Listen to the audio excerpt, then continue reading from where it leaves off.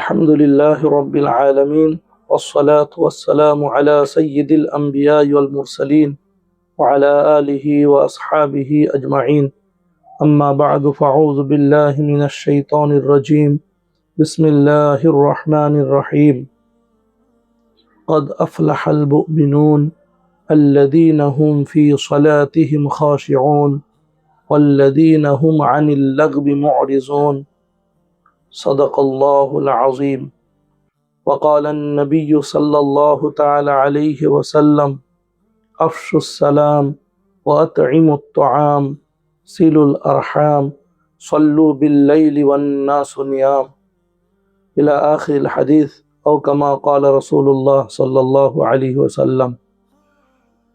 সম্মানীয় হাজিরিন, উপস্থিত জনমণ্ডলী, দূর দূরান্ত থেকে শ্রবণকারী সকল শ্রোতাবৃন্দ, সকলকে অন্তরস্নিগ্ধ সাধুবাদ, আন্তরিক অভিনন্দন, হার্দিক শুভেচ্ছা জানিয়ে আজকের পবিত্র আলাপ আলোচনা শুরু করছি। মহিয়ান গরিয়ান সর্বশক্তিমান আল্লাহ মেহেরবান, তিনি পূত পবিত্রতম গ্রন্থ মুকুট পুস্তক সম্রাট কোরআনে কারীমের একটি উল্লেখযোগ্য সূরা সূরাতু আল মুমিনুন, সেই সূরার প্রথম দিকে আল্লাহ রাব্বুল আলামিন মোমেনদের সফলকাম এবং সার্থকতা ও সফলতার জন্য আল্লাহ রাব্বুল আলামিন কতগুলো গুণে গুণান্বিত হওয়ার কথা উল্লেখ করলেন। সর্বপ্রথম কদ আফলাহাল মুমিনুন, আল্লাহ বললেন ওই সমস্ত মোমেনরা কামিয়াব হয়ে গেছে, সফলকাম হয়ে গেছে, সাকসেস হয়ে গেছে। আল্লাযীনা হুম ফি সলাতিহিম খাশিউন, যারা তাদের নামাজে বিনয়ী, একাগ্রতা এবং খুশু খুজু দেখিয়ে তারা নামাজ আদায় করে।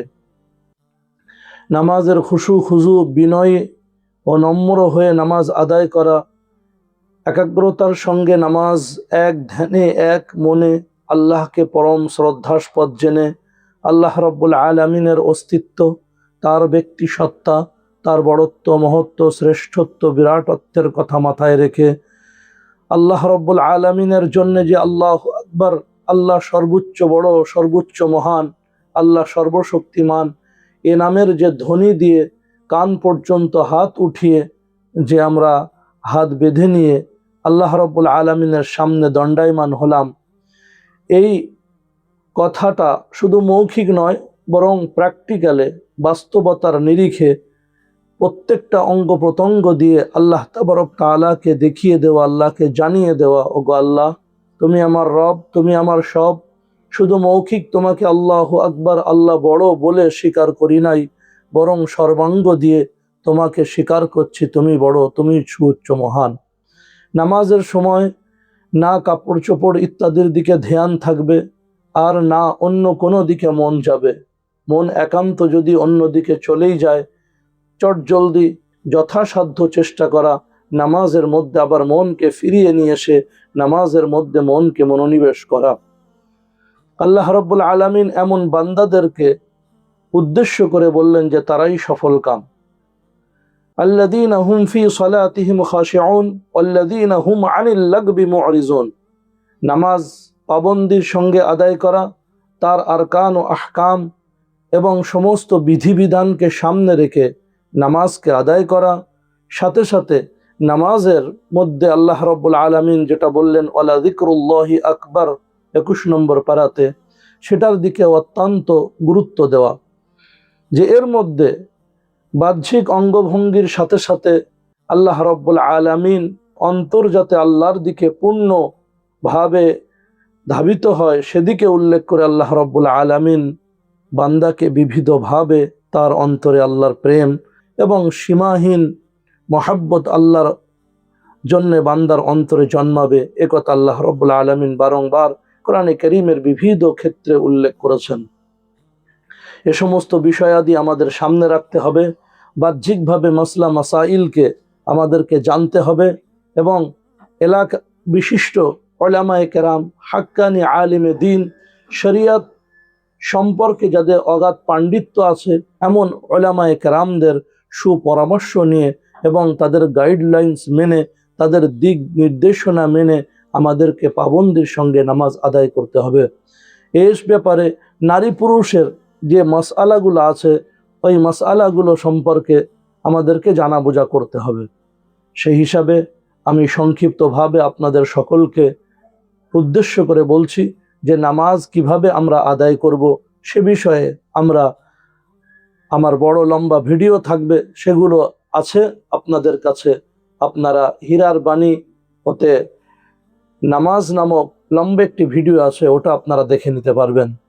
এখন আমি আপনাদেরকে ওয়াল্লাযীনা হুম আনিল লাগবি মুরিজুন এ বিষয়ে একটু ইঙ্গিত করছি যে সমস্ত অনার্থক অপকর্মগুলো আছে, অসার কাজকর্মগুলো আছে, সমাজ বিবর্জিত কর্মকাণ্ডগুলো আছে, সেগুলো থেকে নিজেদেরকে সাবধানে সন্তর্পণে খুবই দূরত্ব বজায় রেখে থাকতে হবে, নিজেদেরকে সেফটি রাখতে হবে। এবং যে সমস্ত কাজ করলে নিজেদের শখসিয়াত মজরুহ হয়, যে সমস্ত কাজ করলে নিজেদের ব্যক্তিত্ব আহত হয়, পার্সোনালিটি এফেক্টেড হয়, সেই সমস্ত কার্যক্রম থেকে আমাদেরকে সাবধানে সন্তর্পণে দূরে থাকতে হবে। আল্লাহর কাছে দোয়া মান্নাত সামাজাত কান্নাকাটি করতে হবে, রোনাজারি করতে হবে, যেন শয়তানের চক্রে ধোকায় বোকা বেনে বন্ধু বান্ধবের ছলনায় ছলচাতুরিতে এবং বিভিন্ন রকম কলা কৌশলে আমরা যেন কোনো রকম কোনো অবৈধ অপকর্ম কোনো পাপে জড়িয়ে না যাই। আল্লাহর কোরআনে আল্লাহ বলেন ওয়ামান ইয়াশু আন যিকরির রহমান নুকাইয়িদ লাহু শাইতান ফাহুয়া লাহু করিন। যে যারা আল্লাহ রাব্বুল আলামিনের জিকির থেকে গাফিল হয়, আল্লাহ রাব্বুল আলামিনের স্মরণ থেকে নিজের হৃদয়কে শূন্য রাখে, আল্লাহ রাব্বুল আলামিনের প্রেমে অন্তরকে টইটুম্বুর না করে অন্য কোনো মায়া মমতা অন্তরে স্থান দেয়, তাদের কাছে শয়তান এসে হাজির হয়।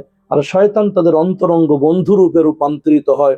শয়তান তাদের নানান প্রবঞ্চনা, ধোঁকা এবং বিভিন্ন প্রতারণার মাধ্যম দিয়ে তাদেরকে জান্নাতের পথ থেকে, স্বর্গের রাস্তা থেকে এবং সুন্দর সুশৃঙ্খল পরিবেশ থেকে তাদেরকে উচ্ছৃঙ্খল পরিবেশে নিয়ে যায়, জাহান্নামের পরিবেশে নিয়ে যায়। আর আল্লাহ রাব্বুল আলামিনের অভিশাপ প্রাপ্ত বান্দাদের অন্তর্ভুক্ত সে হয়ে যায়।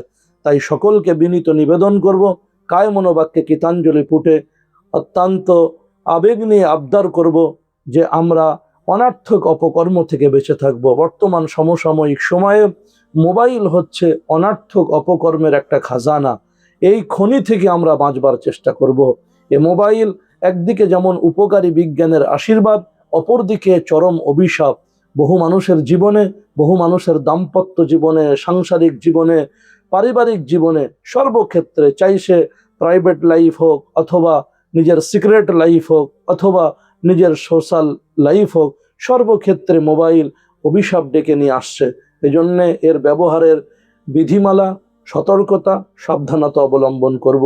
আমরা এ সমস্ত অনার্থক অপকর্ম থেকে বেঁচে থেকে খাঁটি হাক্কানি মুমিন হওয়ার চেষ্টা করব। আল্লাযীনা হুম আনিল লাগবি মুরিজুন। আল্লাহ রাব্বুল আলামিন আমাকে আপনাকে বিশ্ববাসী সবাইকে আল্লাহর কোরআনের এই আয়াতগুলোর উপরে আমল করার তৌফিক দান করুন। আল্লাহুম্মা আমিন। এই সূরাতু আল মুমিনুনের শুরুতে 10টি আয়াত অবতীর্ণ হলে নবীজি সাল্লাল্লাহু তাআলা আলাইহি ওয়াসাল্লাম আল্লাহর কাছে দোয়া করলেন, ওগো আল্লাহ, তুমি আমাদেরকে শ্রীবৃদ্ধি ঘটিও, আমাদেরকে বরকত দান করিও, প্রাচুর্য এবং আধিক্য দান করিও, আমাদেরকে কম করিয়ে দিও না, আমাদের নেয়ামতকে হ্রাস পাইয়ে দিও না, আমাদের প্রতি তুমি যে করুণা করেছো, কল্যাণ করেছো, মঙ্গল করেছো তা তুমি বিলুপ্ত করে দিও না। ওগো আল্লাহ, আমাদেরকে অন্যের উপরে বিজয় দান করো, প্রাধান্য দান করো, অন্যকে আমাদের উপরে প্রাধান্য দান করিও না, আমাদেরকে কোনোভাবে আহত বিহত ক্ষতিগ্রস্ত করিও দিও না। ওগো রব্বুল আলামিন, তুমি আমাদেরকে সর্বক্ষেত্রে আমাদেরকে বিশ্ববাসীর উপরে ঊর্ধ্বে থাকবার তৌফিক দিও। এভাবে করে নবীজি সাল্লাল্লাহু আলাইহি সাল্লাম দোয়া করলেন। সাহাবায়ে কেরামগণ উপস্থিত ছিলেন। হযরতে সাইয়্যিদুনা ওমর ইবনুল খাত্তাব রাদিয়াল্লাহু তাআলা আনহু হুজুরকে জিজ্ঞাসা করলেন, ইয়া রাসূলুল্লাহ, ব্যাপারটা কি? আল্লাহর নবী বললেন, এই মুহূর্তে জিবরিল আমিন আলাইহিস সালাতু ওয়াত তাসলিম তার আগমন ঘটেছিল, তিনি এসেছিলেন এবং আল্লাহর পক্ষ থেকে সূরাতু আল মুমিনুনের 10টি আয়াত শুনিয়ে গেলেন। আমি আপনাদের কাছে প্রথমের দিকের 2-3টি আয়াতের ব্যাখ্যা, বিশ্লেষণ, এক্সপ্লেনেশন রাখলাম।